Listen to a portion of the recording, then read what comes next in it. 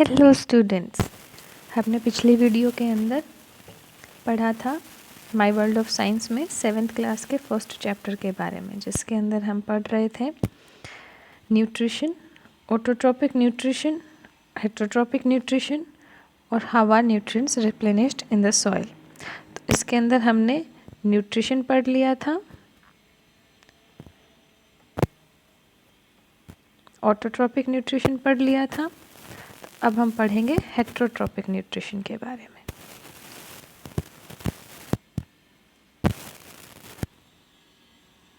Heterotrophic nutrition, चलिए इसके अंदर टेस्ट योरसेल्फ रह रहे थे हमारे, हम वो भी पूरा कर लेते हैं। जो आपने क्लास ली थी पिछली, उसके अकॉर्डिंग अभी आंसर दीजिए। Green plants are called, green plants जो थे, हरे पौधे जो थे जिसमें क्लोरोफिल प्रेजेंट था, उनको क्या कहा जाता है? मोड ऑफ न्यूट्रिशन के बेसिस पे हमें बताना है। तो उन्होंने अपना खाना खुद बना लिया था। सनलाइट, क्लोरोफिल की प्रेजेंस में कार्बन डाइऑक्साइड और वाटर को मिला के उन्होंने क्या बनाया था? ग्लूकोज बनाया था। यानी कि उन्होंने अपना खाना क्या किया था? खुद बनाया था। खुद बनाने वाले जो भी आपके ऑर्गेनिजम्स होते हैं, उनको हमने किस कैटेगरी में रखा था? ऑटोट्रॉप्स की कैटेगरी में। तो हमारे ग्रीन प्लांट्स क्या हो जाएंगे? ऑटोट्रॉप्स। ठीक है, नेक्स्ट क्वेश्चन है आपका, the green pigment in the leaves is known as. हमने फोटोसिंथेसिस जो प्रोसेस था उसमें पढ़ा था कि ग्रीन पिगमेंट एक प्रेजेंट होता है हमारे पौधे के अंदर, जिसकी वजह से उसका रंग भी क्या दिखाई देता है? ग्रीन दिखाई देता है। और उसी की मदद से क्या करता है? प्लांट खाना बनाता है। तो वो पिगमेंट क्या कहलाता है? क्लोरोफिल।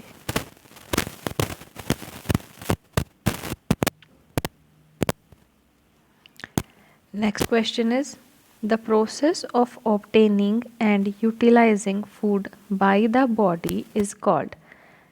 ऐसा प्रोसेस जिसके थ्रू हमारी बॉडी क्या करती है? फूड को यूटिलाइज करती है, उस प्रोसेस को क्या कहते हैं? हमारे चैप्टर में हम पढ़े जा रहे हैं जिसको न्यूट्रिशन। तो इस क्वेश्चन का आंसर क्या हो जाएगा? न्यूट्रिशन। फोर्थ क्वेश्चन आपका आता है, the process of making food by the plant is called. अभी अभी मैंने बताया उस ऐसा प्रोसेस जिसके अंदर प्लांट अपना फूड बनाता है, उस प्रोसेस को हम क्या कहते हैं? फोटोसिंथेसिस। तो इस क्वेश्चन का आंसर क्या हो जाएगा फोर्थ का? Photosynthesis. Blank is the ultimate source of energy on earth. Earth के ऊपर अल्टीमेट सोर्स क्या है एनर्जी का? तो हमें अच्छे से पता है ये क्या होता है? सन। सन से ही हमें एनर्जी मिलती है। चलिए अब हमारे नेक्स्ट टॉपिक पे चलते हैं हम, हेटरोट्रॉपिक न्यूट्रिशन। ऑटोट्रॉपिक न्यूट्रिशन जो था वो क्या था हमारा? जिसके अंदर प्रोड्यूसर अपना खाना खुद बना लेते हैं। तो नेक्स्ट हमारा टाइप आता है हेटरोट्रॉपिक न्यूट्रिशन का। The mode of nutrition in organisms that can not make their food and depend on others for their food is called heterotrophic nutrition. यानी कि एक ऐसा मोड न्यूट्रिशन का जिसके अंदर कोई भी ऑर्गेनिज्म अपना खाना खुद ना बना के दूसरे पे डिपेंड रहता है, यानी खुद नहीं बनाएगा, किसी दूसरे से खाना लेगा या दूसरे से खाना बनवाएगा, उसको हम क्या कहते हैं? Heterotrophic nutrition. हेट्रो का मतलब क्या होता है? अदर्स, यानी कि दूसरा कोई, एंड ट्रॉप का मतलब होता है नरिशमेंट। ठीक है, या फिर इसको हम क्या कहते हैं? होलोजोइक न्यूट्रिशन भी कहते हैं। होलोजोइक आ जाए या हेटरोट्रॉपिक आ जाए, एक ही बात है। यानी कि एक ऐसा मोड ऑफ न्यूट्रिशन जिसमें ऑर्गेनिज्म जो होते हैं वो खुद खाना ना बना के किसी दूसरे से खाना लेते हैं। यानी कि हम जो है वो, हमारे ऊपर तो कोई भी फ्रूट नहीं लगता, कोई टमाटर नहीं लगता, आलू नहीं लगता, कोई आम नहीं लगता, संतरा नहीं लगता। हम क्या करते हैं? किसी पेड़ से ही तो लेते हैं। तो हम क्या, किस पे डिपेंड हो गए? हम किस पे डिपेंड हुए? प्लांट्स पे। तो हम भी किस में आ गए? हेटरोट्रॉपिक न्यूट्रिशन वाले ऑर्गेनिजम्स में। The organism which can not make their food and depend on others for their food are called heterotrophs. जो अपना खाना खुद नहीं बनाते उनको क्या कहते हैं? हेट्रोट्रोप्स। और किस मोड से वो खाना लेते हैं उस मोड को कहते हैं हेट्रोट्रोपिक न्यूट्रिशन। ठीक है, तो इसमें बता रहा है ये ऐसे ऑर्गेनिजम्स कौन कौन से हैं। ऑर्गेनिजम्स लाइक एनिमल्स, हम भी एनिमल्स में ही आते हैं। Bacteria, fungi can not prepare their food own food, ये अपना खाना खुद नहीं बना सकते। दे आर डिपेंडेंट डायरेक्टली और indirectly on green plants. Green plants पे क्या होते हैं? ये डायरेक्टली या इनडायरेक्टली डिपेंड करते हैं, क्योंकि ग्रीन प्लांट अपना खाना क्या कर लेते हैं? खुद बना लेता है। That is why they are often referred to as heterotrophs, इसलिए उनको अक्सर क्या कहा जाता है? हेट्रोट्रॉप कहा जाता है। According to the mode of nutrition, heterotrophic plants are of following type. Mode of nutrition के बेसिस पे हेट्रोट्रॉपिक प्लांट जो होते हैं वो इन टाइप्स के होते हैं। देखिए हेट्रोट्रॉपिक प्लांट्स यहाँ पे कितने टाइप के बताए गए हैं? 4। Parasitic plants, saprophytic plants, insectivorous plant और सिम्बायोटिक प्लांट्स। ये 4 टाइप के हेट्रोट्रॉपिक मोड होते हैं। खाने के हिसाब से 4 तरीके के हेट्रोट्रॉपिक प्लांट्स होते हैं। हम यहाँ पे सिर्फ प्लांट्स के न्यूट्रिशन के बारे में पढ़ रहे हैं, एनिमल के न्यूट्रिशन के बारे में नेक्स्ट चैप्टर में पढ़ेंगे, तो इनको हम अच्छे से अभी ब्रीफली पढ़ते हैं। पैरासाइट्स, पैरासाइट्स क्या होते हैं? कोई भी प्लांट या एनिमल विच लिव इन और ओन, इन मतलब या तो अंदर रहे या फिर उसके ऊपर रहे, other living organisms and derive their food from them are called parasites. यानी कि ऐसे प्लांट और एनिमल जो अपना खाना किसी दूसरे ऑर्गेनिज्म से लेते हैं। कैसे लेते हैं? या तो उसके अंदर रह के या फिर उसके ऊपर रह के, उनको हम क्या कहते हैं? Parasites. The living organisms from which A parasite derives its food is called the host. यानी कि कोई भी लिविंग ऑर्गेनिजम्स जिससे पैरासाइट अपना फूड ले रहा है उसको क्या कहते हैं? होस्ट। यानी कि अगर मान लीजिए ये कोई एनिमल है, इसके ऊपर क्या है? कोई पैरासाइट रह रहा है, तो हम क्या कहेंगे? इस एनिमल को क्या कहेंगे? होस्ट। ठीक है। Parasite draws nutrition from the living tissue of plants and animals. They can cause various disease. यानी कि जो पैरासाइट जिस भी लिविंग टिश्यू से, प्लांट से या एनिमल से क्या कर रहा है? अपना खाना ले रहा है, तो वो प्लांट और एनिमल क्या हो सकते हैं? बीमार हो सकते हैं, उनके ऊपर अलग अलग तरह की बीमारियां लग सकती हैं। ठीक है। A parasitic plant may be either a stem parasite और ए रूट आएगा, ये रूट है, root parasite, depending on whether it latches on the stem और the root of the host plant. जो पैरासाइटिक प्लांट जो होता है वो एक स्टीम पैरासाइट भी हो सकता है या एक रूट पैरासाइट भी, यानी कि वो पौधे के स्टीम पे भी लग सकता है या उसकी रूट पे भी लग सकता है। ये डिपेंड करता है कि वो कौन सी जगह के ऊपर लगा है, उसी के हिसाब से उसको नाम दिया जाता है, स्टीम पैरासाइट का या रूट पैरासाइट का। और होस्ट क्या होता है? जिसके ऊपर वो लग रहा है। पैरासाइट जो होते हैं वो 2 टाइप के होते हैं। Parasites are of 2 type. First is total parasite, second is partial parasite. The plants which depends wholly on the host plant for their food are called totally parasite. Wholly का मतलब समझिए, यहाँ पे होली मतलब पूरी तरह से, एकदम टोटल, पूरी तरह से अगर होस्ट प्लांट के ऊपर आपका पैरासाइट डिपेंड कर रहा है तो उसको हम कहेंगे totally parasitic plant. Plant such as cuscuta, अमरवेल येलो रंग की होती है, Apodanthes, certain bacterias and fungi are totally parasites. ये कुछ इस तरह के आपको एग्जाम्पल दिए हैं। ये जितने भी आपके बैक्टीरिया हुआ, कसकटा हुआ, ये फंजाई हुए, ये टोटली पैरासाइटिक होते हैं, यानी कि पूरी तरह से आपके होस्ट के ऊपर डिपेंड होते हैं। ये अपना खुद का कुछ नहीं करते, पूरा का पूरा खाना जो भी होस्ट ने बनाया या नहीं भी बनाया, तो जो ये क्या करेंगे, होस्ट का बनाया हुआ खाना खाएंगे, और अगर खाना नहीं बन रहा है तो ये होस्ट को ही खाने लग जाएंगे। तो इनको हम कहते हैं totally parasitic heterotrophs. The plant which make a part of their food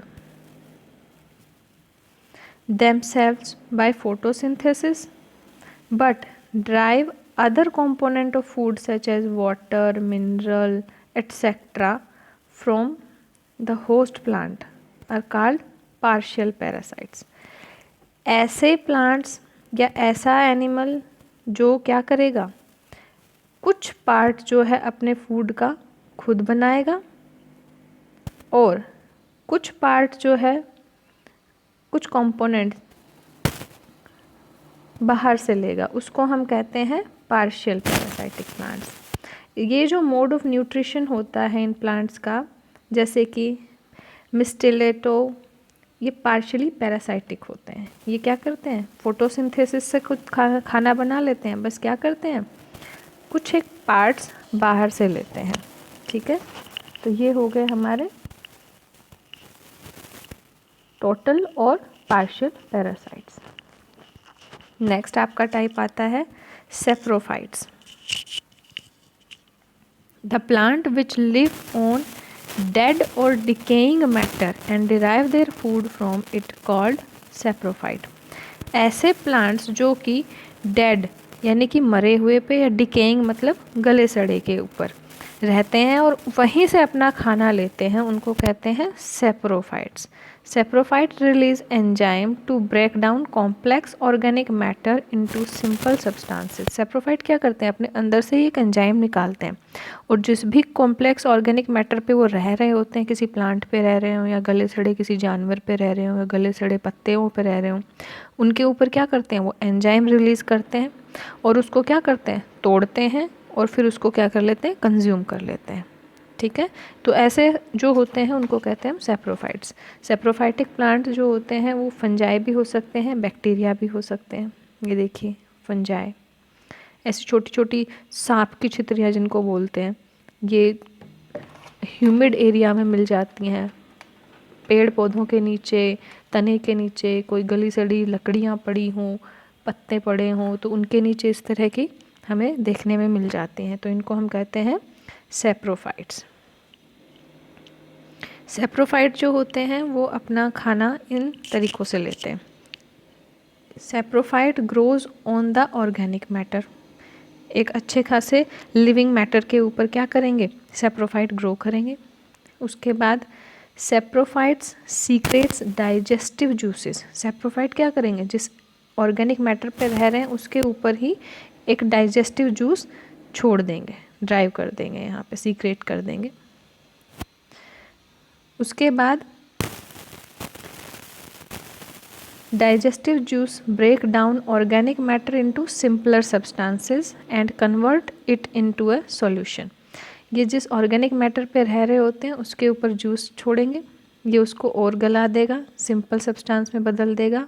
उसके बाद the saprophyte absorb the solution and obtains nutrition. तो सेप्रोफाइट क्या करेगा, जो सोल्यूशन बना उसको क्या कर लेगा, एब्जॉर्ब कर लेगा और अपना खाना बना लेगा। तो ये 4 तरीके हुए उसके।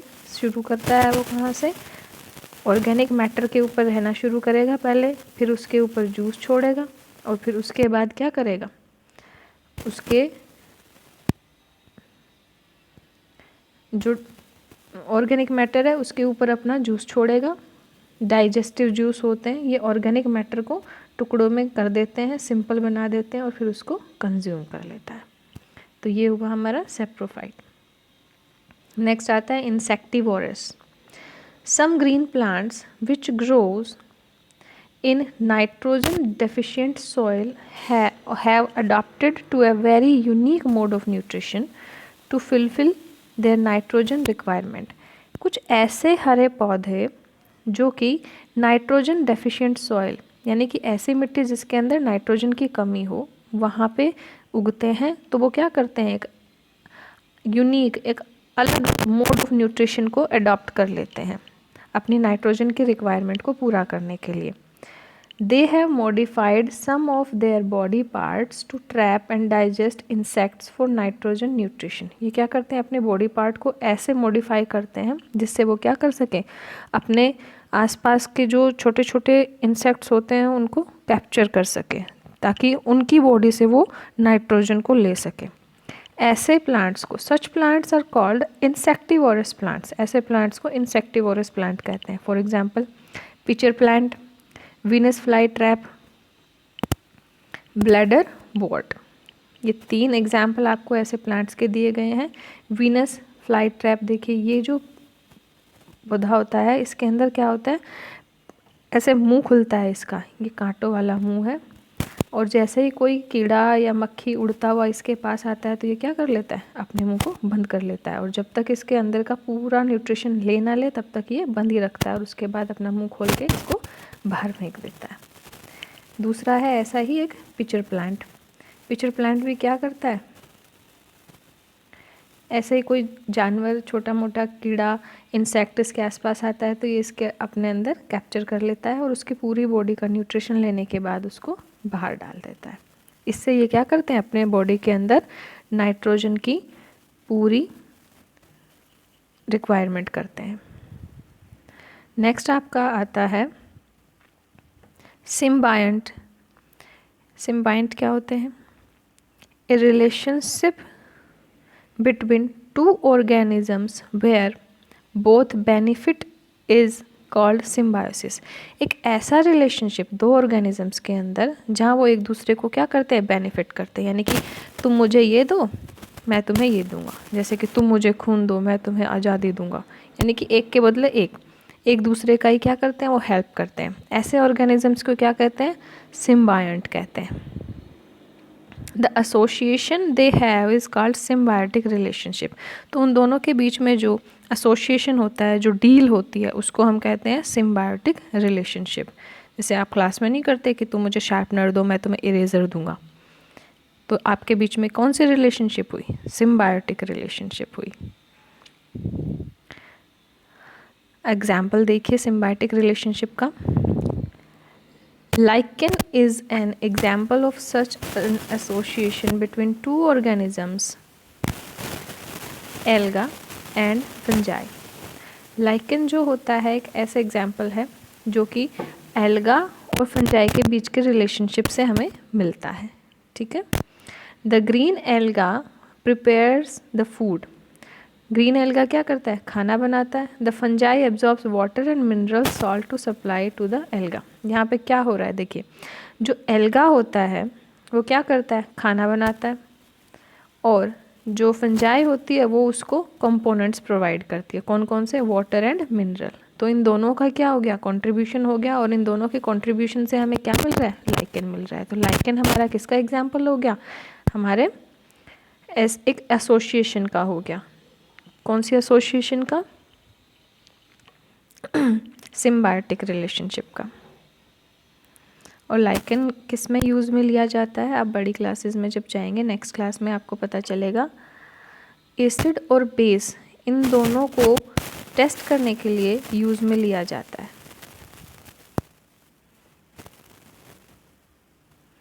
नेक्स्ट आपका आता है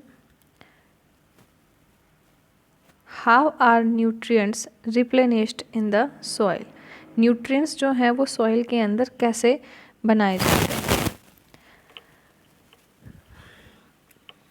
plants get their minerals, nutrients from the soil।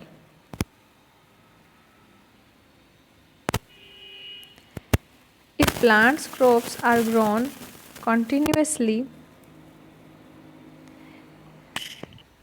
year after year, देखिए प्लांट जो होते हैं वो अपना न्यूट्रिएंट कहाँ से लेते हैं, मिट्टी से लेते हैं, क्योंकि पौधे जो होते हैं वो मिट्टी में उगते हैं, तो उनको सारी की सारी चीज़ें कहाँ से चाहिए होंगी, वो जड़ों से क्या करते हैं, पानी लेते हैं, मिनरल्स लेते हैं, जो भी न्यूट्रिएंट उन्हें चाहिए होता है, और पत्तियों से क्या लेते हैं वो, और कार्बन डाइऑक्साइड लेते हैं, सनलाइट लेते हैं, क्लोरोफिल उनमें ऑलरेडी प्रेजेंट होता है। तो क्या होता है कि फसल की जब बात करते हैं हम, खेतों के अंदर ईयर आफ्टर ईयर कंटिन्यूअसली हम क्या करते हैं,